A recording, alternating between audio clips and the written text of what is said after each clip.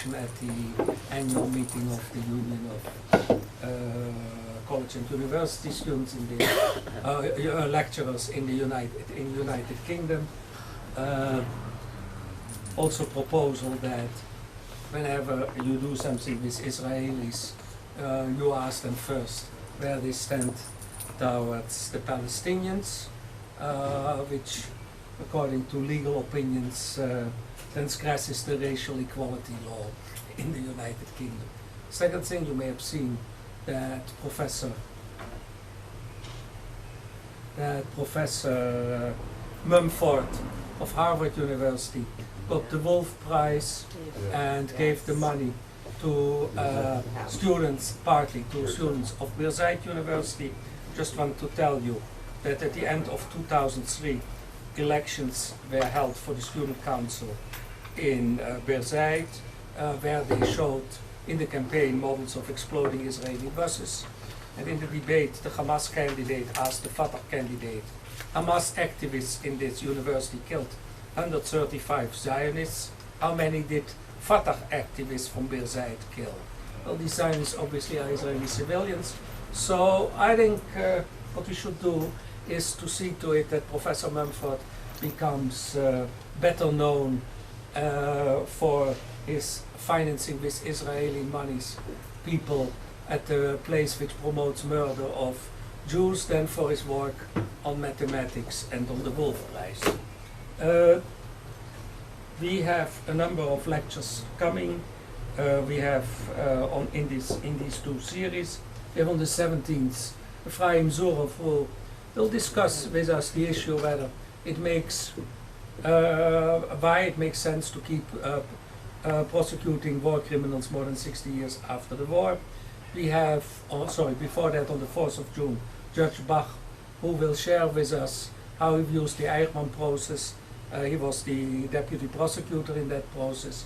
How he'll also discuss some of the things in his personal context with Eichmann in that process, what it has meant for jurisprudence and a variety of other related issues.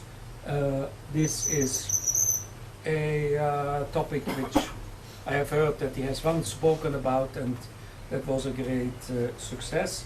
We have then on the 27th, on the 17th we have Ephraim Zurov, the 27th, Professor Jack Wertheimer on American Jewish leaders. What? 26. 26? Is a Friday. Okay, good, thank you. 26, Professor Jack Wertheimer, you're right. And then the closing lecture on the 14th of July, we have a lecture on Irish Jewry, Jewry in Ireland. Good, so well, Ira Sheskin is not unknown to part of this audience. He has spoken here. He has spoken here last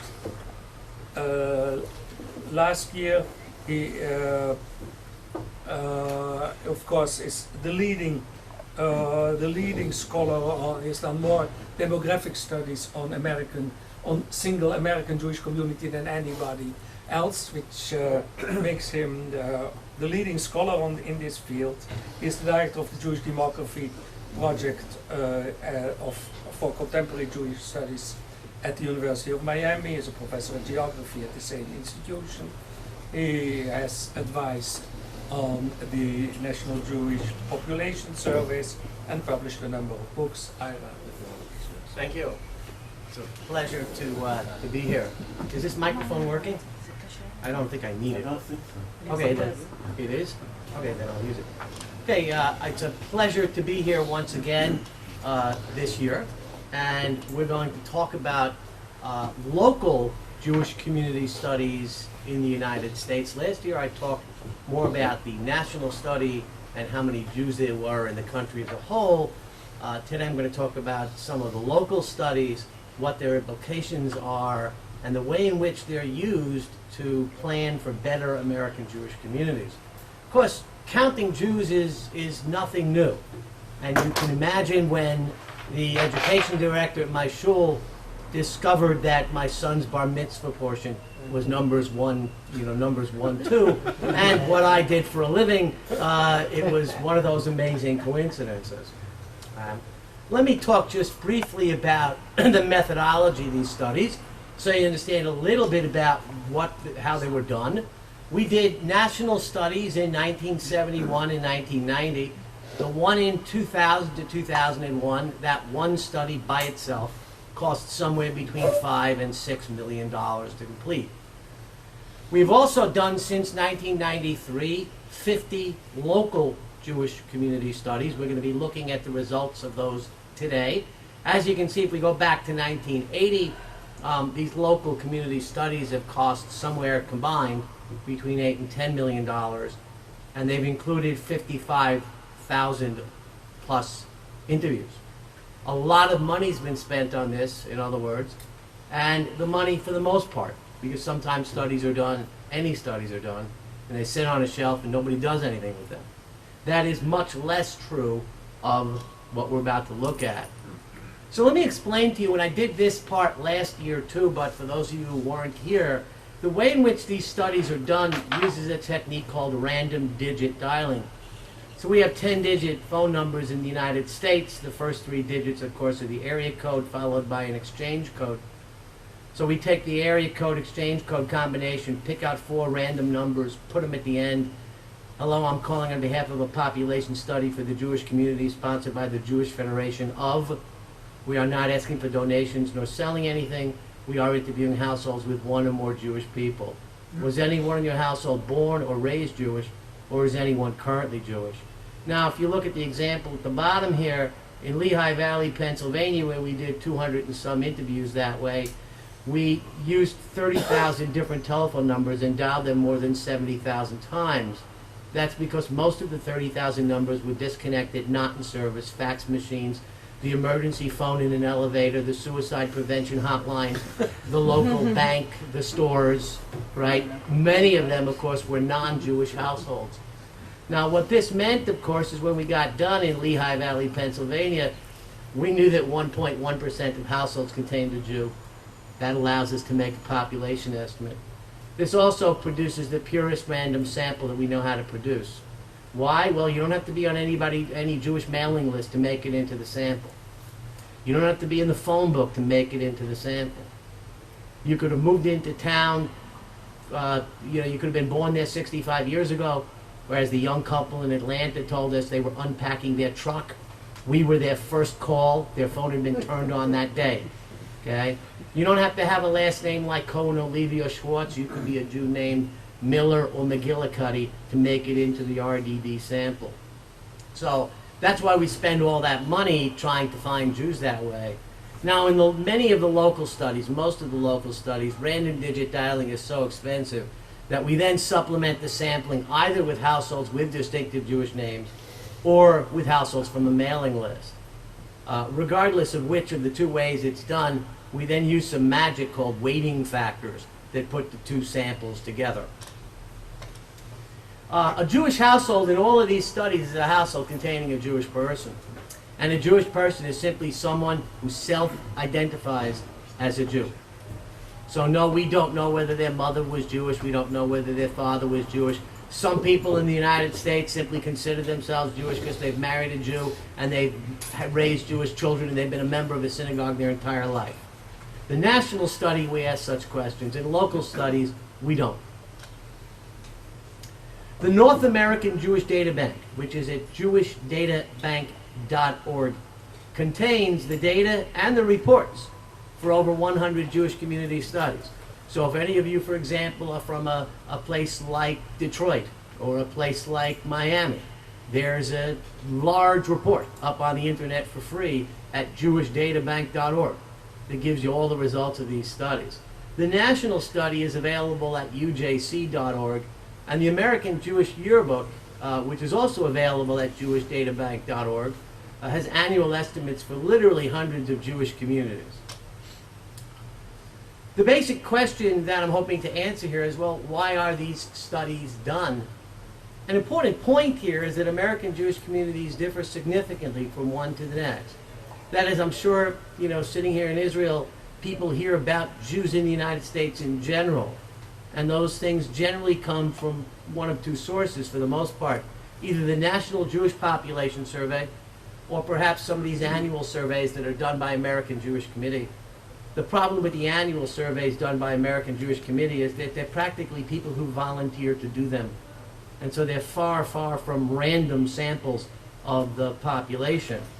The important point here is that New York is not Miami, and Miami is not Ames, Iowa, and that very often what is true in one Jewish community is not true in another. Another important point that you'll see is that in terms of the Jewish continuity issue, there are good things happening and there are negative things happening. In many ways, we're losing a lot of people. In other ways, those keeping themselves inside the tent are doing more than was done a generation ago. So let's start off with the Jewish population. Here are the states, first of all, with the most Jews. New York, California, Florida, New Jersey, Pennsylvania, Illinois are at the top. Right about here is 10,000 or below in an entire state. So as you can see, there are a lot of states with very few Jews. Point is Jews are a relatively clustered population. Another way of looking at this is these are the states with the highest percentage of their residents who are Jewish. So New York State, for example, is about 8% Jewish. New Jersey is about 5%. Maryland is at about 4%, and so are Massachusetts and Florida. But Jews are a much higher percentage of the voters in each one of these states. So that while Jews may be 3.8% of Florida, or 3.6% of Florida, they could be as much as 8% of the voters. Why? Well, because Jews tend to be older than the general population, so our percentage of those who are age 18 and over is higher than our percentage in the entire population. 95% of Jews in Florida claim to be registered to vote, compared to about 60% of everybody. And not only are Jews registered to vote, they tend to go out and vote, which a lot of registered people do not do. And you'll notice, for those of you who know how the Electoral College works in the United States, I'm sure most of you do, Jews are in fact concentrated in places that contain a lot of electoral votes. And that's why last week, Obama came to Florida to try to get the Jewish vote. Here are the 24 largest American Jewish communities. Not surprisingly, New York leads with 1.4 million. A number, by the way, that hasn't changed in the past 10 years. Los Angeles is in there at about 500,000, same estimate as 1979. Chicago at 270 is actually up over the past 10 years. Broward County, Florida, that's Fort Lauderdale, at 234,000 is declining. Washington is increasing. Boston is increasing. San Francisco is increasing. Philadelphia is declining. But South Palm Beach and West Palm Beach, Atlanta are all on the rise. Miami has been declining, and Baltimore has been relatively constant. Oh, that changed there. But these are the largest American Jewish communities. Here's the percentage of households in the area who are Jewish. South Palm Beach, which is Boca Raton, Delray Beach. And I'm sure a good portion of you know somebody who lives there. Half of households contain a Jew. Now, believe it or not, that actually hurts local Jewish institutions. See, if you live in Ames, Iowa, or you live somewhere in Nebraska and you're Jewish, you want to see another Jew, you've got to go to a synagogue or a Jewish community center. If you live in Boca Raton, Florida, you want to see another Jew, you push your drapes aside and you wave. Okay? Broward, where I live, is about 22% Jewish. West Palm Beach, which is the area from Boynton Beach on north in Palm Beach County, is about 17% Jewish. But if you take a look, these are the 55 American, these are not actually all the American Jewish communities we've studied aren't here. There's about 45 here. These are 45 American Jewish communities, and as you can see, in the vast majority of them, Jews are 1, 2, 3, 4, 5% of the population. This is one of the reasons why there's a high rate of intermarriage. People are mixing in large numbers with non-Jews. So here's a map of the Jewish population of the United States back in 1970. Now, understand that the dots are randomly placed within each state. Because otherwise, for example, in New York State, which is right here, all the dots would be in the New York metropolitan area. Now, if I go forward here for just a moment, each dot represents approximately 10,000 Jews. Here's what's happened. Whoops, here's 1970, here's 2006. Let me go back and forth a couple times. Put your eyes on California here, for example. 1970, 2006. Put your eyes on Florida, 1970, 2006. Now, another way to look at this that helps us to see the difference between the two maps is that during this 36-year period, New York State lost over 900,000 Jews. Florida gained almost 400,000. California gained over 470,000. Texas over 63,000. Georgia, which is basically Atlanta for the most part, over 100,000. But what's interesting is that while we've lost Jews in states like New York and Pennsylvania, which have high Jewish populations, we've gained Jews in states that didn't have high Jewish populations, but have a lot of electoral votes. But there are a couple of other interesting things that happened. We have 150 synagogues in South Florida, all of which had to be built. And had Jews stayed put in New York, they would have remained members of synagogues that have since closed. So the American Jewish community has spent an enormous amount of money rebuilding synagogues, day schools, Jewish community centers, etc. Another thing that we have is the separation of families. Just at the time when the children have intermarried and the grandparents would like to have some influence upon the raising of their grandchildren, they're living in Boca, the grandchildren are up in Westchester County, New York. Just another way of illustrating this shift in the Jewish population. This is from 1961 to 2006. In 1961, 67% of Jews lived in the Northeast. It's now down to 44%. The Midwest is down a bit. Notice the South has gone from 9% to 22%. And this thing changes slides on its own, I see. And the West has gone from 11% to 24%. Now, I'm going to take some examples now from individual communities in some cases to illustrate points, and then I'm going to show you comparison slides that compare the communities with one another. There are, in Miami, about 54,000 households containing someone who's Jewish. In those households are 121,000 people, but not all the people in Jewish households are Jewish. About 9,000 are non-Jewish spouses and children not being raised as Jews. Here's San Antonio, Texas, where there's 4,500 Jewish households, just over 11,000 people in those households, but only 9,100 of whom are Jewish, so about 19% of the people in Jewish households in San Antonio are not Jewish. Now, this is a very important distinction and a reason why sometimes we've had confusion about how many Jews there are in a community. If you would ask me the size of the Jewish community of San Antonio, I would tell you it's about 11,000. If you ask me how many Jews there are in San Antonio, I would answer about 9,000.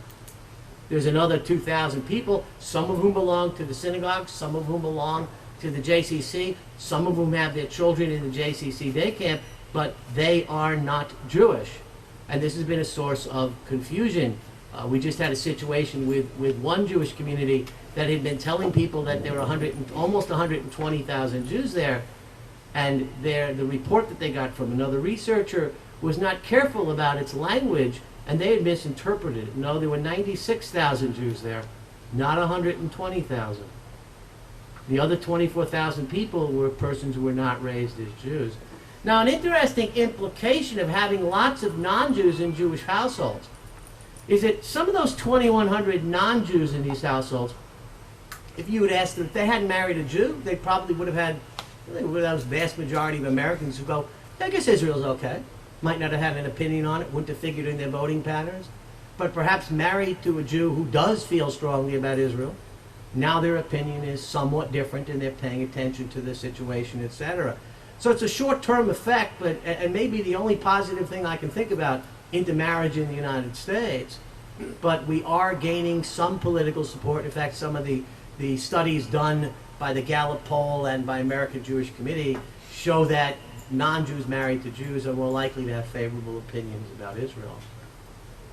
We also, whenever we do one of these studies, we divide the study area into different sub-areas. One of the most important things that Jewish communities face in the United States is where to build its Jewish community centers and where to build its synagogues.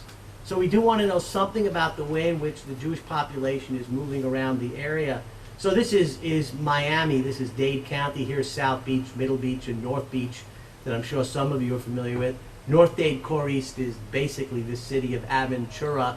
North Dade Core West is where North Miami Beach is, the city of North Miami Beach. Let me just show you here real quickly what we find from these studies. Now in North Dade, and this is done in terms of the number of Jewish households, in a 10-year period we showed about a 6% decrease in Jewish households in North Dade as a whole. No big deal. No one's going to do anything different because there's 3,500 fewer households. But an interesting change has occurred. There's been a shift of the population from North Dade Core East out of North Dade Core West and out of other North Dade. In Miami Beach, which at one time was 70% Jewish, by 1994 it was about a third Jewish, and today it's down to about 20% Jewish, with a 40% decline in households in a 10-year period. This was mostly very old people who'd moved into Miami Beach in the 1970s, early 1980s, and died during the 1990s and early 2000s. And you can see North Beach declined, and the Middle Beach declined, and the infamous area of South Beach, which at one time the typical picture people had in their mind of South Beach was an elderly Jewish couple sitting on rocking chairs out on a porch. Folks, that's gone. It's no longer there. Today it's young Hispanics for the most part, and neat little nightclubs and things. We also, here's a map of the distribution of Jewish households in the Lehigh Valley. This is one of the latest studies that I just finished. The Lehigh Valley is in Pennsylvania, right about here. This is the Philadelphia area here. So it's about an hour and a half north of downtown Philadelphia. One of the things that the Lehigh Valley benefits from as a Jewish community, as you can see by the dots, there's 4,300 households in Lehigh Valley, Jewish households. They're a good big cluster in one zip code. And we can see that on this slide right here. The one zip code in Lehigh Valley, 18104, has a third of Jewish households. That helps this Jewish community in a very big way.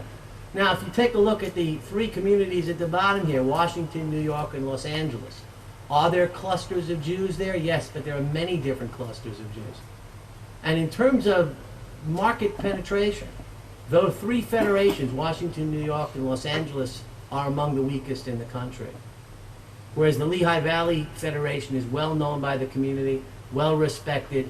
They get a pretty good sized gift per household. Federations in larger Jewish communities don't do nearly as well. Now these surveys that we do, by the way, last somewhere between 15 and 20 minutes that we keep people on the phone answering these questions. And by the way, once we know people are Jewish, we generally get over 90% of them to answer these questions, which is pretty miraculous. One of the questions that we always ask is, where were you born? And there's tremendous variation here. For example, in Detroit, 57% of adults were born in Detroit itself. In South Palm Beach, Boca Raton, Delray Beach, 0% of adults were born there. Now this has a lot to do with connection to place. The Detroit Federation is the most successful federation in the country. They have 30,000 Jewish households. They collect over $35 million a year. And during the past 4 years, they had special fundraising campaigns, mostly for capital needs, that raised over $110 million.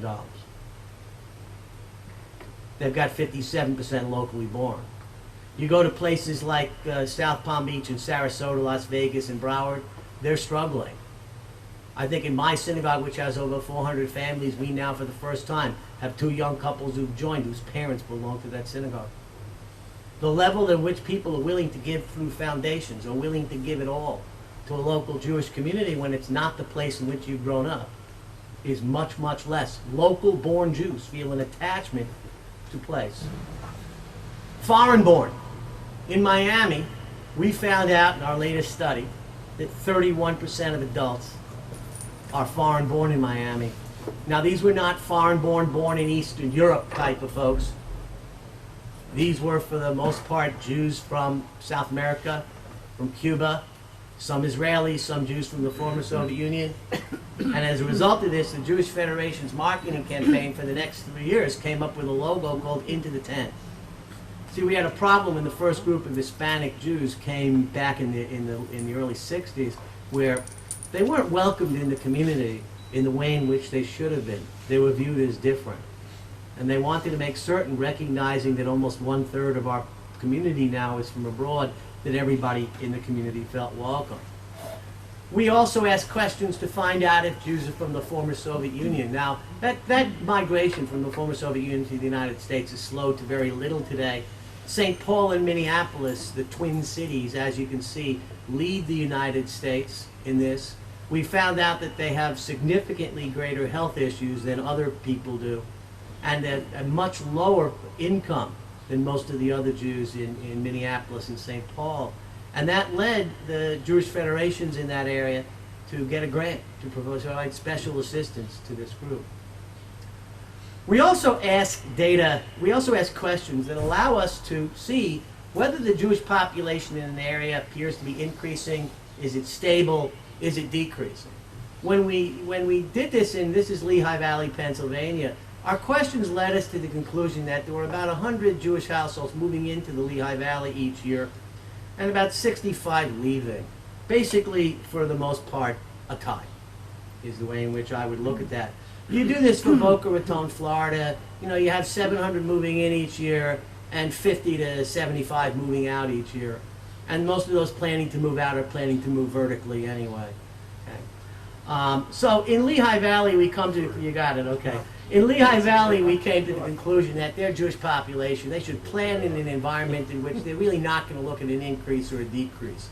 Whereas in Palm Beach County is the fastest growing Jewish community in the country, they should plan on an increase there. Detroit, Michigan, they thought they were declining, and they were declining, we showed as a result of their latest study. Take a look now at some demographics. This is called the population pyramid, and this is for all Americans, both Jewish and non-Jewish, from the 2000 census. So the way in which this is read is that 2.3% of the population is male between the ages of 50 and 59. You can see this is the baby boom right in here. That's why it comes out a bit on both the male and female side, and you'll notice that 12% are elderly. Here's American Jews in the year 2000 from the National Jewish Population Survey. All Americans, American Jews. There's a couple of things to note here. Look at the enormous number of 20 to 24-year-olds. More Jewish students in college for the first part of this decade is what there were. Hillels on the college campuses did wonderfully, and Richard Joel, if some of you know him, is partially responsible for that. But he also benefited from the fact that there were more Jewish college students in the past 5 years than there's been in a long time. The other thing you'll notice right here is the 50 to 54-year-olds in the year 2000. That was the leading edge of the baby boomers. By now, those folks are 55 to 59, like me. Okay? And if you're 55 to 59, what's going to happen to those folks over the next 15 years? We are going to have an explosion of elderly Jews in the United States because the baby boomers are about to retire.